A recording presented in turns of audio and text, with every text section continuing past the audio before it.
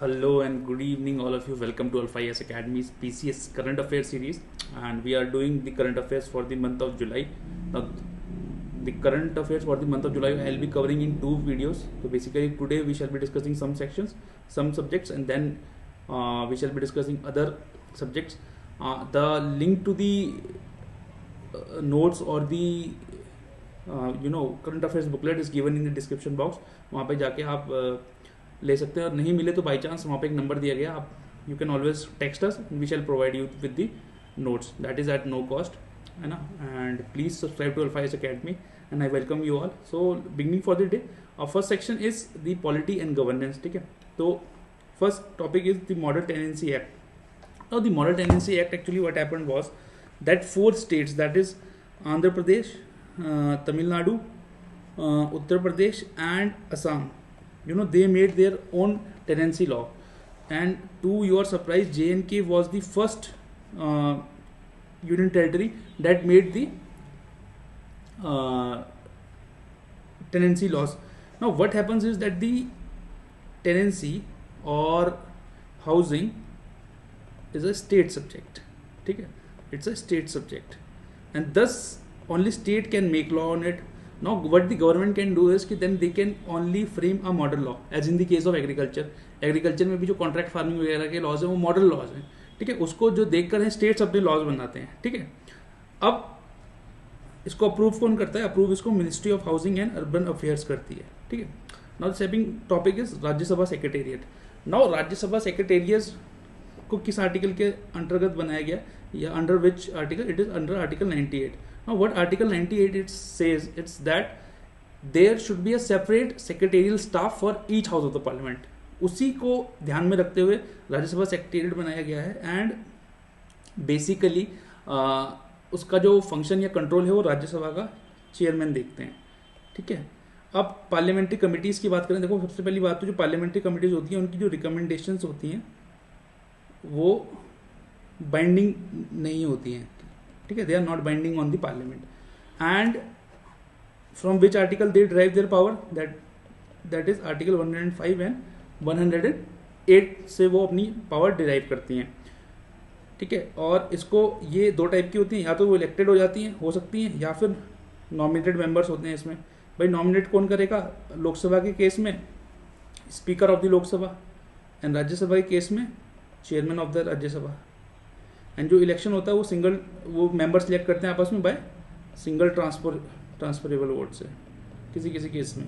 ठीक है, now the election of the president. Now election of the president क्यों किए जाते हैं? Because of article 62 sub clause 1. And what does article 62 sub clause 1 of the constitution says? that an election to fill a vacancy caused by the expiration of the term of the office of the president shall be completed before the expiration of the term, that is 5 years. कि अगर 5 साल, जब भी राष्ट्रपति का जो कार्यकाल है वो समाप्त होने वाला है, जो कि 5 साल है, 5 साल से पहले पहले आपको इलेक्शन कराने हैं. वो इलेक्शन कराएगा कौन? Election commission of India. ठीक है, उसका जो इलेक्टोरल प्रोसेस होता है कौन इलेक्ट करता है? आपके members of Rajya Sabha and Lok Sabha, elected members of Rajya Sabha and Lok Sabha. ठीक है, now nominated members of Rajya Sabha does not vote in the president election, though they vote in the removal of the president. ठीक है, and MLAs of the union territories of Delhi and Pondicherry. ठीक है, removal में जो ये MLA ये vote नहीं करते, और nominated members of the Rajya Sabha vote करते हैं. अब जो वैल्यू होती है वोट की MPs की वो बराबर होती है. आज के टाइम पे लगभग 700 है वो.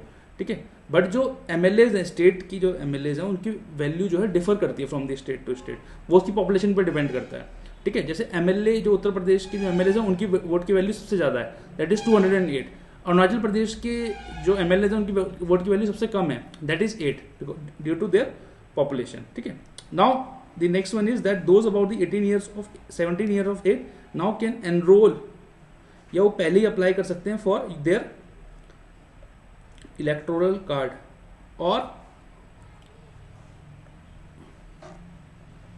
There they can apply for the voter list to their name to be added to the voter list. अब ये याद रखना कि ये basically representation of people act 1950 के अंडर किया जाता है. लोग कंफ्यूज हो जाते हैं कि आरपी एक्ट 2 हैं. देखो, एक 1951 है, जो मैक्सिमम प्रोविजंस है ना आरपीए इलेक्शंस के, वो आरपीए 1951 है। But then age to the voter, age of the voter, कि एक वोटर कितनी एज पे वोट दे सकता है, वो आपकी आरपीए 1950 में। ऑलवेज रिमेंबर दैट, ठीक है। एंड कहाँ पे एक जगह और चेंज करना पड़ता है, that is registration of electors rule 1960 में, ठीक है। Now UN habitat has launch world cities report. तो इसमें ये ध्यान रखना है आपको कि वर्ल्ड सिटी रिपोर्ट्स कौन निकालता है, यूएन हैबिटेट बेसिकली, ठीक है। Then there was 6 Caspian summit was held in Ashgabat. तो कैस्पियन समिट कहाँ हुई थी, आपकी अज़्बाघाट में। अज़्बाघाट कहाँ है, तुर्कमेनिस्तान में। अब ये कैस्पियन सी में कौन कौन से मेंबर्स हैं कैस्पियन समिट में, जो कि कैस्पियन सी को बॉर्डर करते हैं, कौन कौन है वो, रशिया, आपका रशिया, देन आपका अजरबैजान, ठीक है, आपके ईरान, कजाकिस्तान एंड तुर्कमेनिस्तान। थोड़ा कैस्पियन सी के बारे में भी जान लेते हैं। बेसिकली कैस्पियन सी आपका जो है सबसे बड़ा इनलैंड वाटर बॉडी है, it is the largest inland water body, ठीक है। और ये किस किस के बीच में है, इधर इसके आपके कॉकस माउंटेन्स हैं, कॉकस माउंटेन्स हैं, और इधर आपके इसके स्टीपीज हैं, सेंट्रल एशिया। हो सकता है ये उल्टा दिखे आपको क्योंकि ये मिरर हो जाती है बाद में इमेज, तो आप देख लीजिएगा। तो मतलब कॉकस माउंटेन और स्टीपीज ऑफ सेंट्रल एशिया के बीच में। Then United Nation ocean conference, ये आपकी कहाँ, बेसिकली लिस्बन जो डिक्लेरेशन है उसके लिए होती है ये।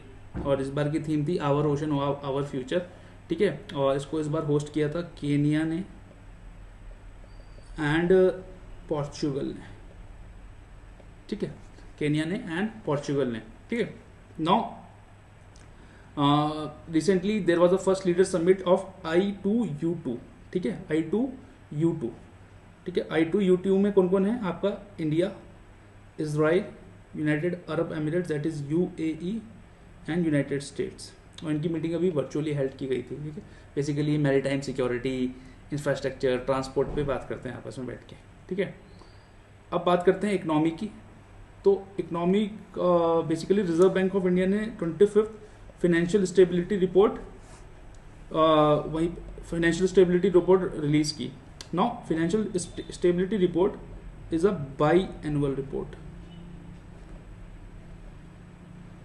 बाई एनुअल रिपोर्ट मतलब ये 2 साल में एक बार आती है, ठीक है। ये जो है बेसिकली जो इंडिया की जो फाइनेंशियल स्टेबिलिटी है या रेजिलियंस है इंडियन फाइनेंशियल सिस्टम का, उसको देखती है, ठीक है। अब इसने 3 चीज़ें दी, एक होता है आपका CRAR that is capital to risk weighted ratio, ठीक है। एक होता है आपका ग्रॉस NPA, और एक होता है आपका प्रोविजन कवरेज रेशियो PCR, ठीक है।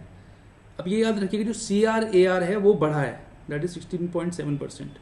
जो नॉन परफॉर्मिंग एसेट्स है वो कम हुए हैं, इट इज़ लोएस्ट है अभी तक के पिछले 6 सालों के सबसे कम है। And PCR provision coverage ratio है वो भी बढ़ा है, अब वो 17.9% हो गया, पिछली बार वो 67.6% था। ये सब हमने नोट्स में लिखा हुआ है, आप एक बार जाके वहाँ रिवाइज कर सकते हैं। बट देन हमने सोचा कि ईजी एक्सेस के लिए आपको पढ़ा दें। Then markets in crypto assets MiCA होता है, ठीक है। ये actually European Union has agreed on this landmark rules, ठीक है। And it deals with the crypto currency industry, ठीक है, क्रिप्टो करेंसी इंडस्ट्री से ये डील करता है। Then financial services institution bureau, इसने किसको रिप्लेस कर दिया, आपको पहले बैंक बोर्ड्स ब्यूरो था ना, ठीक है। बैंक्स बोर्ड ब्यूरो क्या था, बेसिकली 2016 में फॉर्म किया गया था, सुप्रीम कोर्ट ने एक डिसीजन दिया था। वो पहले क्या करता है, जो डायरेक्टर्स होते हैं पब्लिक सेक्टर बैंक्स के, जो नॉन एग्जीक्यूटिव चेयरमैन होते हैं पब्लिक सेक्टर बैंक्स के, और जो इंश्योरेंस कंपनियां, जो फाइनेंशियल इंस्टीट्यूशन की जो भी बड़े बड़े उसमें नियुक्तियां होनी होती हैं या अपॉइंटमेंट होते हैं, उसको देखरेख करता था। तो पहले बैंक्स बोर्ड ब्यूरो करता था, अब जो है आपका FSIB करेगा। FSIB stands for financial services institution bureau. Now rupee has hit a record लो। आज के टाइम पे $1 इज इक्वल्स टू 79 रुपीज़, ठीक है। अब इसके बेसिकली इम्पैक्ट होता है, क्या क्या इम्पैक्ट है इसके, एक तो आपके there is a decline in forest reserves, forest reserve में डिक्लाइन होता है, ठीक है। Then there is a rise in trade deficit, ठीक है। ट्रेड डेफिसिट में राइज हो जाता है, जिससे कि करंट अकाउंट डेफिसिट भी आपका बढ़ जाता है और बैलेंस ऑफ पेमेंट्स भी बढ़ जाता है, ठीक है। बट इसका एक इम्पैक्ट ये होता है कि इट बूस्ट एक्सपोर्ट्स। तो बेसिकली कई बार आपने सुना होगा डिवैल्यू भी करती है, जैसे चाइना क्या करता था, अपनी इकोनॉमी को डिवैल्यू करता था, अपनी जो करेंसी थी उसको, रेमिनी है उनकी, उसको डिवैल्यू करता था कहीं के लिए, अपने एक्सपोर्ट्स बढ़ाने के लिए।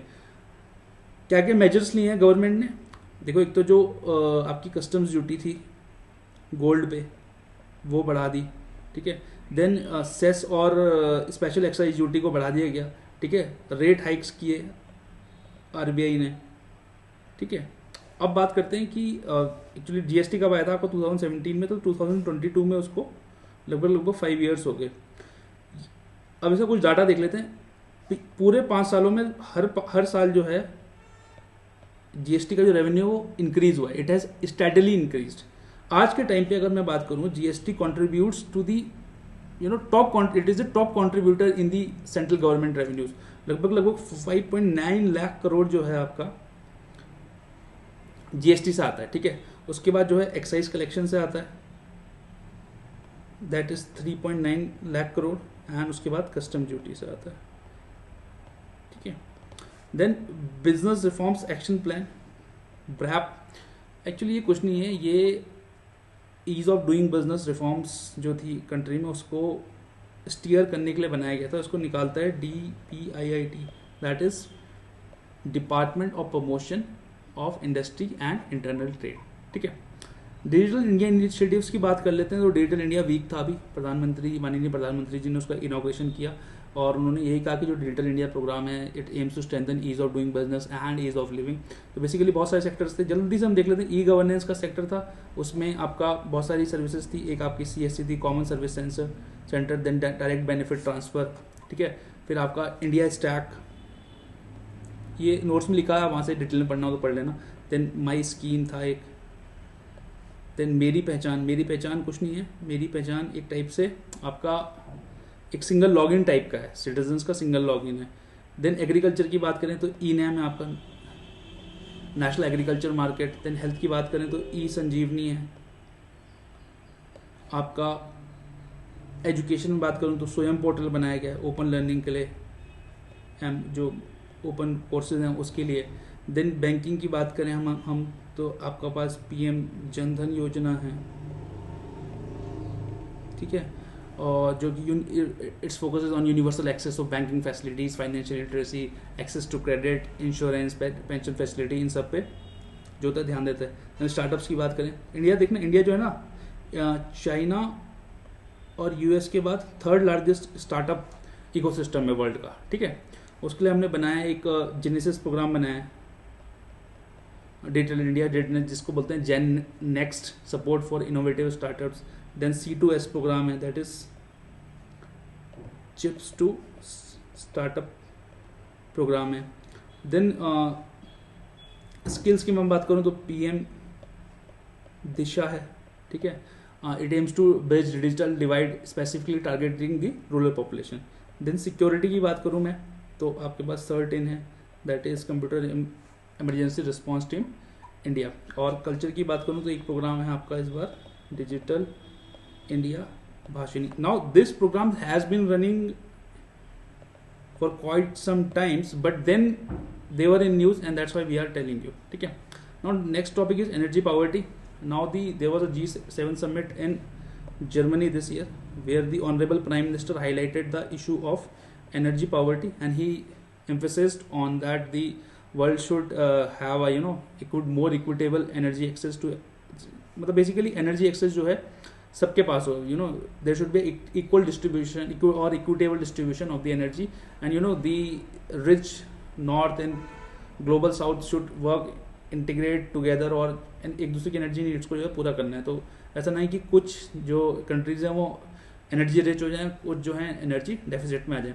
देन इंडियाज बायोटेक्नोलॉजी रिपोर्ट 2022, इसको बिरैक निकालता है। BIRAC stands for biotechnology industry research assistant council which is under the department of biotechnology. It is BIRAC जो है it is a not for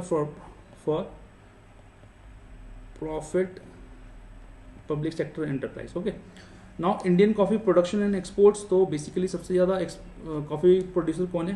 first number पे आता है आपका कर्नाटका. देखो स्टार्टअप्स और कॉफ़ी के मामले में दोनों, कॉफ़ी पिए जाओ, स्टार्टअप्स बनाए जाओ, ठीक है, तो दोनों में कर्नाटका नंबर 1 है. तो Karnataka produces almost 70% of the Indian coffee, followed by Kerala which produces around 23% of the coffee, and then followed by Tamil Nadu which is around 6%. Okay, then the next one is Global Findex Database 2021. Now there is some problem. Database, it is released by World Bank, and it sees into the areas like financial inclusion and digital payments and resilience in the times of COVID-19. ठीक है. Now reserve Bank of India digital payment index, तो ये हम इसलिए डालते हैं कि digital payment index कौन निकालता है? Reserve Bank of India. ठीक है, इतना याद रखना है. Then India innovation index was in news, 3rd edition हुआ उसका 2021 में. Now there is something called as global innovation index, जिसको हम GII बोलते हैं. उसको कौन निकालता है? वीपो. वीपो stands for world intellectual property organisation. 2021 में इंडिया की रैंक 46 थी वीपो में, या ग्लोबल इनोवेशन इंडेक्स में, according which is rolled out और पब्लिश्ड बाय वीपो. Then windfall tax. देखो विंडफॉल टैक्स क्या होता है? रशिया यूक्रेन का वॉर चल रहा है, they are fighting with each other. इनकी जो ऑयल कंपनीज हैं ऑयल नहीं दे पा रही हैं, तो अभी इस टाइम क्या है, वर्ल्ड इकोनॉमी में ऑयल की कमी है, तो जो और कंपनी और देशों की कंपनीज हैं उनका क्या हो रहा है कि बहुत प्रॉफिट हो रहा है, क्योंकि उनको वो अच्छे दामों पे तेल को बेच पा रही हैं. तो विंडफॉल टैक्स जो है ऐसे ही अनफोर्सीन लार्ज प्रॉफिट्स को टैक्स करता है. ठीक है, इसको ये टैक्स करता है. ठीक है, और it can be levied only in public interest in India. ठीक है. लैंडलॉर्ड पोर्ट मॉडल, तो बेसिकली आपका जो जवाहरलाल नेहरू पोर्ट है मुंबई में, it has it is the first 100% landlord major port of India. इसमें क्या होता है कि जो ये बेसिकली PPP मॉडल होता है. बेसिकली इसमें पब्लिक या गवर्नमेंट जो होती है वो क्या देखती है? वो पोर्ट अथॉरिटी होती है. पोर्ट अथॉरिटी क्या है? उसका स्टेट का एक आर्म है, वो तो इसका लैंडलॉर्ड होता है. और जो कार्गो हैंडलिंग वगैरह या जो भी अदर थिंग्स होती हैं वो प्राइवेट सेक्टर देखता है. जो पोर्ट के ऑपरेशंस हैं वो आपका प्राइवेट सेक्टर दिखता है. तो इसको बोलते हैं लैंडलॉर्ड पोर्ट मॉडल. और जवाहरलाल नेहरू पोर्ट, इसको हम JNPT भी बोलते हैं, it has become the first 100% landlord port of India. Now there was 11th agriculture census 2021-2022. कौन निकालता है इसको? आपकी मिनिस्ट्री ऑफ एग्रीकल्चर. ठीक है, और it is conducted every 5 years. Then next one is millets. Millets is in news now. Niti Aayog and World Food Program has launched something called as mapping and exchange of good practices to mainstream, to bringing the millets in mainstream Asia and Africa. Then opium market. Opium market is basically, for the first time the central government has allowed a private company, and that private company is Bajaj Healthcare, to manufacture concentrated poppy straw. इसको alkaloids भी बोलते हैं. उसको भी as a API इस्तेमाल करेंगे. That is active API दार active pharmaceuticals drugs. इसके बिना जो है दवाइयाँ नहीं बन सकती, और हम जो हैं सारा का सारा API जो है चाइना से इम्पोर्ट करते हैं आज के टाइम पे. ठीक है. Then coming to the security में the first thing is the proud thing for the nation, that is indigenous aircraft carrier Vikrant. Now we have another aircraft carriers are INS Vikramaditya that we have taken from Russia. It is still in use, and it is the only aircraft carrier we have other than that of Vikrant, INS Vikrant. Now INS Vikrant is the only first, it is the first indigenous है. indigenous first तो यही है. ठीक है. और इससे पहले और कौन से INS विक्रांत एक और था पहले. ठीक है, वो जिसको डीकमीशन कर दिया गया था, और एक INS Viraat. Both of this has been taken from the britishers or England. Okay, now coming to indigenous stealth drone. तो बेसिकली इसको पहली बार उड़ाया गया अभी कर्नाटका में, इसकी टेस्ट रेंज है, वहाँ पे इसको उड़ाया गया. अभी इसका कोई नाम अभी रखा नहीं है, जब आएगा तो हम बता देंगे आपको. ठीक है, then coming to environment section, IPBES, ये आपने पढ़ा होगा, उसकी एक रिपोर्ट आई है अभी, sustainable use of wild species. IPBES basically आपका 2012 में स्टैब्लिश हुआ था, and it is an independent inter governmental body.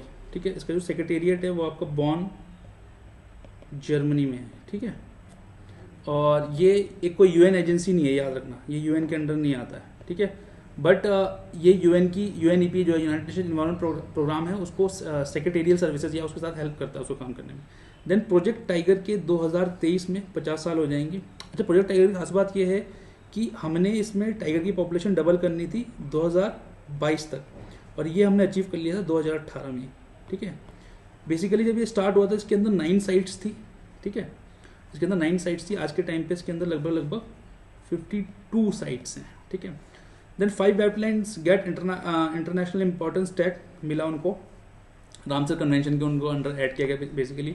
उसमें से 3 तो जो है तमिलनाडु के अंदर हैं, 3 एक हमने शॉर्ट्स भी बनाया हुआ है इसके लिए. तो 3 तमिलनाडु के अंदर कौन कौन से हैं? That is Karikili bird sanctuary, Pallikaranai marsh reserve forest, third one is Pichavaram mangrove. These 3 are in the state of Tamil Nadu. One is Pala wetland, that is in the state of Mizoram, and the other one is Sakya Sagar wetland, that is in Madhya Pradesh. Okay, now groundwater contamination. So World Bank has released a report called Seeing the Invisible, and it assesses the ground quality report. Then talking about the Great Indian Bustard, now there are only 100 GIB left. And Great Indian Bustard is a critically endangered species under the IUCN list. It is the state bird of Rajasthan. ठीक है, then talking about the monarch butterfly. तो एक Knight Frank है, याद मत रखना, बिल्कुल भी इंपॉर्टेंट नहीं है. एक ग्लोबल प्रॉपर्टी कंसल्टेंट है, तो उन्होंने sorry this is for the next topic. Monarch butterfly को IUCN में भी एंडेंजर्ड कर दिया गया है.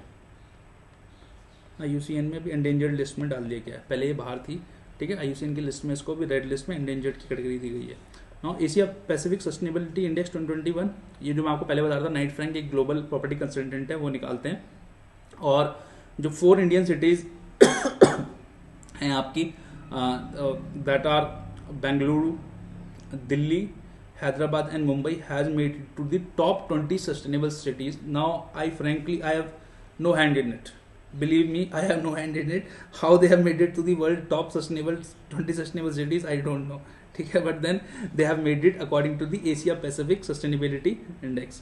ठीक है, जितने except Chennai, which is a metro city.